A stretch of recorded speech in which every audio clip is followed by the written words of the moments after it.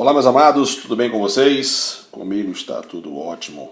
Melhor agora, porque você vai assistir essa aula de soluções, parte 2. Aqui nós vamos fazer alguns aprofundamentos, nós vamos falar de alguns porquês, né? Porquê é a dissolução exotérmica, porquê é endotérmica, né? Então é nessa aula que você vai aprender alguns porquês em relação às soluções. E nós vamos começar estudando o mecanismo da dissolução. Primeiro, nós vamos estudar o mecanismo de sólidos em líquidos, como por exemplo você dissolver a água ou dissolver o sal em água. Então olha só, meus amados, esse primeiro tópico, né, dissolução de sólidos em líquidos. Um sólido dissolve-se em líquidos, ele ocorre em duas etapas, certo? Primeira etapa, Sandrão, qual é? A primeira etapa é a quebra do retículo cristalino. Então, a primeira etapa é a quebra do retículo cristalino, que a gente chama de energia de rede. Energia de rede. Certo? Ou chamamos também de energia redicular. Redicular. Certo? Essa energia de rede, essa quebra dessa energia de rede, ela tem não vou fazer assim não, senão não vai dar. Ela tem um ΔH maior que zero, ou seja, é a energia necessária para quebrar o retículo cristalino, quebrar as ligações entre elas, quebrar aquele retículo que forma que os íons estão juntos, né, no retículo cristalino. Logicamente, se ela é um ΔH, o quê? Então ele é um processo endotérmico. A segunda etapa é a solvatação das partículas. A segunda etapa é a solvatação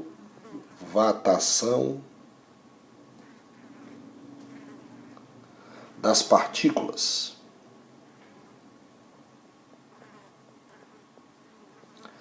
Essa solvatação das partículas, que a gente chama de energia de solvatação, energia de solvatação, energia de solvatação, ou a gente chama também de energia de hidratação.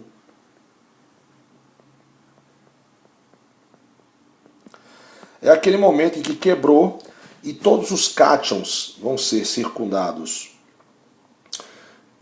o ânion da água e os ânions do sal vai ser circundado pelo cátion da água, que a gente vai fazer daqui a pouquinho. Esse processo, ele já é um processo que libera energia. Então o ΔH é menor que zero. Então ele é um processo exotérmico. Certo? É esse processo também que, na verdade, a solvatação seria como se ele fosse envolvido pela água, certo? Ele é envolvido. O cátion e o ânion é envolvido. Deixa eu ver se cabe aqui. Envolvido pela água. Pelo H2O. Certo? E para que ele serve, Sandrão? Ele serve para estabilizar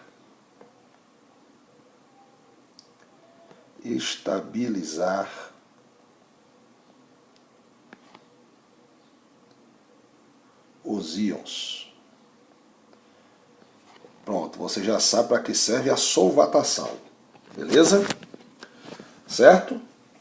Então, nós temos dois processos. Um processo endotérmico, que é a primeira etapa, que é a quebra do retículo cristalino, você separar os cátions e os ânions. E depois desses cátions e os ânions, vai haver um processo de solvatação que ele vai ser envolvido pela água. Esse envolto pela água, ele estabiliza os íons e ele é um processo exotérmico. Ok? Deixa eu apagar aqui para a gente continuar. E se você observou aqui bem, o primeiro processo, que é o processo endotérmico, quer dizer que ele ocorre o quê? Quer dizer que ele absorve energia, certo? Absorve energia.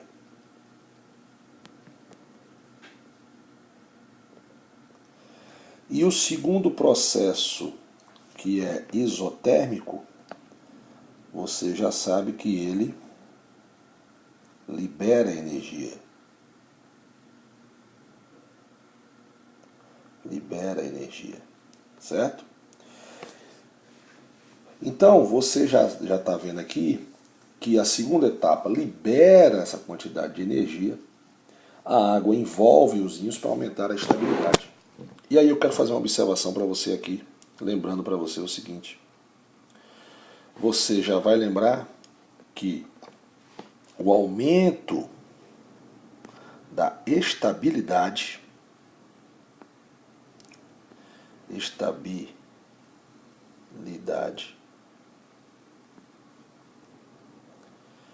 diminui a energia, né? Lembre-se que tudo na natureza procura um lugar de maior estabilidade porque lá ele tem menos energia. Então, se você raciocinar, eu tenho um processo aqui que obedece à lei de Hess, lá da termoquímica, né? Que você pode somar as etapas para achar o ΔH da reação global. Então, olha só, você acabou de aprender o seguinte: se a primeira etapa é endotérmica e a segunda etapa é exotérmica, por que um sal ele é um sal endotérmico? Isso é porque a energia para quebrar o retículo cristalino desse sal é maior do que a energia de solvatação. Por que um sal é exotérmico, Sandrão? Porque a primeira etapa que absorve energia, essa energia é menor do que a segunda etapa. Então, por exemplo, vou fazer um exemplo aqui pra gente. Vou chamar esse ΔH de ΔH1 e vou chamar o ΔH de solvatação de ΔH2. Certo? Vamos deixar assim. Então vamos fazer o seguinte, vamos supor, esse é um exemplo que eu vou fazer aqui agora pra gente, tá? Vamos supor que o ΔH1,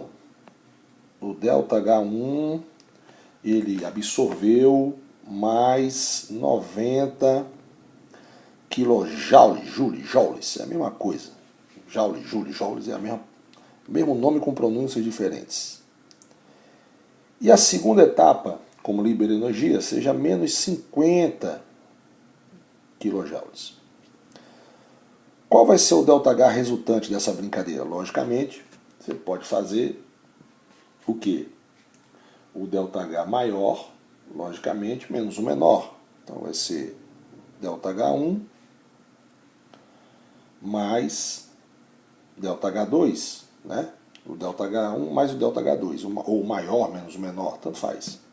Você vai ter o que aqui? Você vai ter que mais 90 kilojoules menos 50. Então, na verdade, você teria aqui 40 kilojoules, ou seja, isso aqui seria uma dissolução endotérmica. Tá entendendo, meu amado? Meu caro aluno, por que uns sais são exotérmicos e os outros são endotérmicos? Por causa das duas etapas. Se a energia da primeira etapa for maior que o da segunda, esse sal tende a ser uma dissolução endotérmica. Se a segunda etapa, a energia for maior que a primeira, lógico, esse sal terá uma dissolução exotérmica. E aí, nesse processo aqui, ele foi endotérmico, porque a energia de rede foi maior. Certo? Agora, se a gente invertesse, por exemplo, eu não queria apagar isso aqui, mas você já deu para entender. Se isso aqui, se no lugar... Deixa eu ver como é que eu faço aqui agora.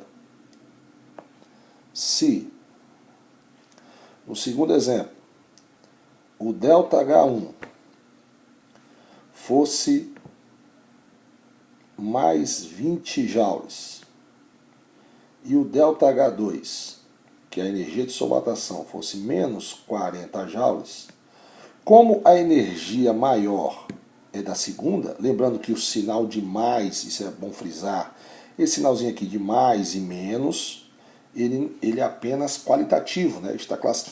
Ele não é quantitativo, né? Ele apenas está dizendo se liberou ou absorveu. Observe que a energia liberada é maior que a energia absorvida. Então, logicamente, esse processo seria um processo, esse processo aqui seria um processo endotérmico, certo? Beleza? Então você agora já sabe quando é que é uma dissolução endotérmica e exotérmica. Agora, fatores que influenciam na energia de rede, né? Ou seja, quando você aumenta a energia de rede, você aumenta a energia de rede na seguinte condição. Quanto maior for a carga dos íons,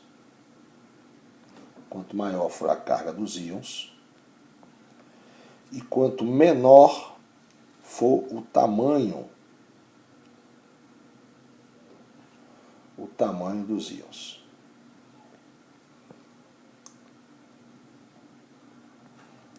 Certo? Se você quiser fazer um aprofundamento, né? O que é energia de rede, Sandrão? O que é a energia de rede? Energia de rede, meus amados, é a energia necessária para quebrar 1 mol do retículo cristalino. Energia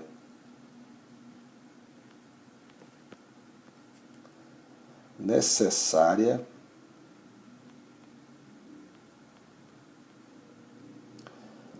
para quebrar 1 mol do retículo cristalino. Ok? Do sal, energia necessária para quebrar 1 mol do retículo cristalino do sal. Então você sabe, quanto maior a energia de rede, logicamente, lembrando que a energia de rede ela é um processo, o quê? A energia de rede, que é a primeira etapa, o ΔH é um ΔH maior que zero, é um processo endotérmico. Certo? Beleza? E isso influencia diretamente na solubilidade. Oxe, não, e é. Quanto maior for a energia de rede,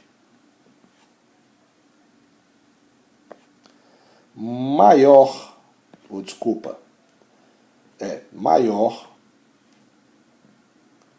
será a solvatação.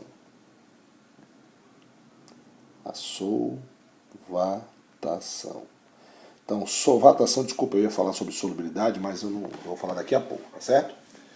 Então, energia de rede está diretamente proporcional à solvatação, à energia de solvatação, certo?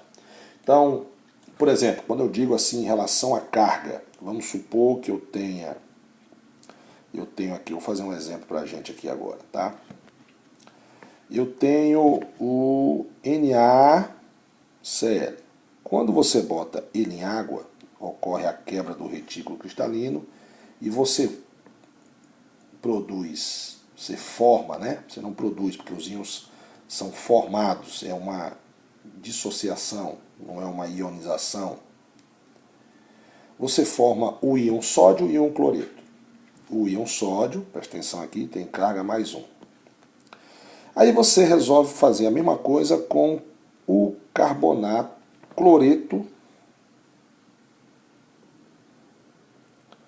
de cálcio, você bota em água, vai produzir o cálcio com carga mais 2, né? Mais Cl menos aquoso.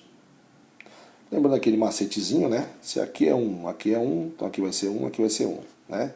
Você faz o xizinho. Lembrando aqui, ó, porque a carga do cálcio é mais 2? Porque vem um 2 para cá, aqui não é 1, vem 1 para cá como a carga, né? O metal é positivo, o não metal é negativo, certo? Então observe que teve uma carga aqui mais 2. Aí eu pergunto a você, qual foi o mais fácil de quebrar? Né? Qual foi o mais fácil, qual foi o mais difícil quebrar? Foi mais fácil ou mais difícil separar o sódio do cloro ou separar o cálcio do cloro? O que é que foi mais difícil ou mais fácil? Né? Olha só, quanto maior for a carga dos íons, maior é a energia de rede. Certo? Ou seja, nesse processo aqui, a gente pode dizer o seguinte, nesse processo, nesse exemplo, é mais fácil separar o cálcio do cloreto do que o sódio do cloreto. Por quê? A carga, por quê? Lógico, é mais fácil separar o cálcio de carga mais 2 do que, desculpa aqui, é mais fácil separar o cálcio, que tem carga mais 2, do que o sódio, que tem carga mais 1. Certo? Por quê? Porque é uma das regrinhas aqui, ó. Quanto maior a carga do íon, maior a energia de ionização. Então, quem tem maior carga? O cálcio. Se o cálcio tem maior carga, logicamente, esse comparativo tem que ser para o mesmo ânion, certo? Eu não posso fazer comparação para ânions diferentes, né? Que aí eu ia ver lá a solubilidade. Estou falando para mesmo ânion, certo? Então, para o mesmo ânion, aquele que tiver maior carga, ele terá uma maior energia de rede, certo? Então, logo, eu posso concluir o seguinte, aqui, ó, logo, eu posso concluir o seguinte, que a energia de rede do cálcio mais 2, ficou pequena aqui, não foi? Deixa eu apagar aqui. Vou fazer uma setinha aqui assim. Ô, seta feia. Vou fazer uma seta aqui agora, peraí.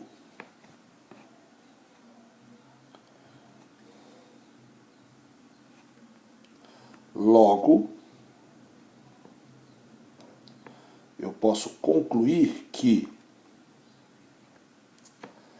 a energia de rede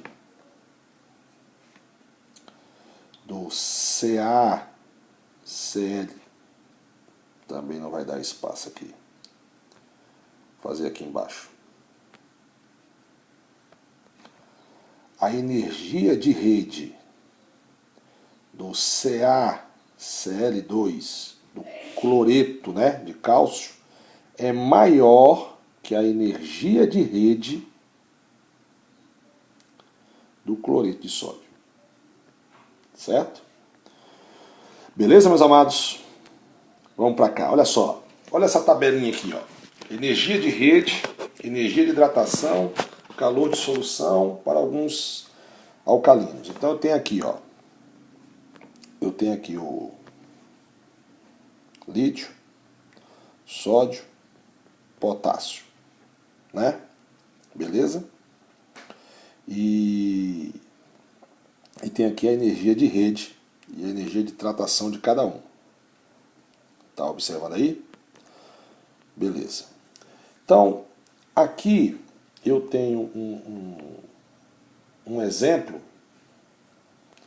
de energia de rede para o tamanho do átomo. Agora nós vamos fazer a comparação para o tamanho do átomo, certo? Quanto menor for o átomo, quanto menor for o íon, maior é a energia de rede. Olha só, lógico aqui, ó, fazer uma observação em termos de tamanho. Em termos de tamanho, se a gente fosse comparar aqui, ó, tamanho, em termos de tamanho, né? O íon lítio, de mesma carga, é menor que o íon sódio, que por sua vez é menor que o íon potássio. Certo? E observa aqui o seguinte, ó. Vamos pegar aqui esses dois aqui, ó. Lítio com cloro, sódio com cloro, potássio com cloro, né?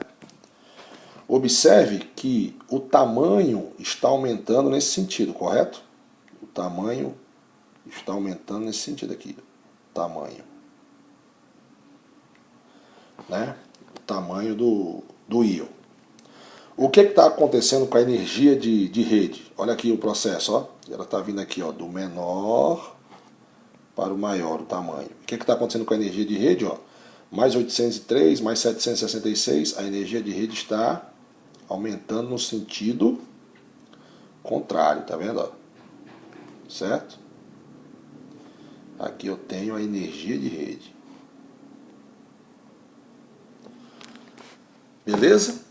Agora, por que, Sandrão, isso acontece? Ora, porque íons pequenos estão unidos mais fortemente, né? A energia de rede é maior. Quanto menor for o íon, mais próximo o elétron está do núcleo, certo? Então, íons pequenos estão unidos mais fortemente. É mais difícil separar. Então, a energia de rede, ela é maior, certo? Por exemplo, vamos pegar aqui agora. Vamos pegar aqui, fazer o verdinho aqui agora. Vamos pegar brometo de lítio, brometo de sódio, brometo de potássio. Quem é maior? Maior energia de rede é a do lítio, porque quanto menor o átomo, quanto menor o íon, maior a energia de rede. Quem é quem tem maior energia de rede? Né? Quem é o que tem menor energia de rede? O íon maior, que nesse caso foi o cálcio. Certo, meus amados? Beleza? Então, nisso eu já tenho uma observação massa para fazer para você aí, ó, que você já vai anotar aí. Certo? Uma observação importante. Já vimos o seguinte: quanto maior for o raio iônico, ou seja, o tamanho do íon, certo? Menor, é que eu estou mudando de cor, aí demora esse milésimo de segundos aí, que é para eu mudando de cor. Energia de rede. E maior será a solubilidade.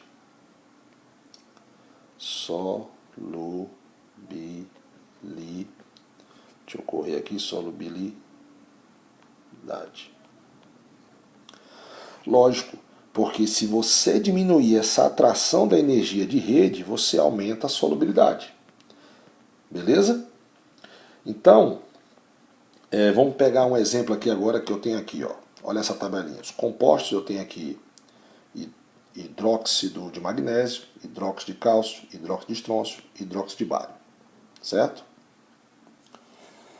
Olha só, olha a solubilidade, certo? O KPS vai ser um assunto que a gente vai ver mais para frente. Né? Você pode ver que o KPS, que é o produto de solubilidade aí, ó, constante de solubilidade, ele está aumentando. Né? E o que acontece com a solubilidade aqui também? Olha só. Aqui foi só uma tabelinha que eu coloquei para a gente já ir estudando mais ou menos. Mas o nosso assunto não é KPS agora não, tá? E olha a solubilidade. A solubilidade também aumentou. Né? A solubilidade aumentou. Eu vou apagar aqui para não atrapalhar você, tá? Observa aqui o seguinte. observe que o tamanho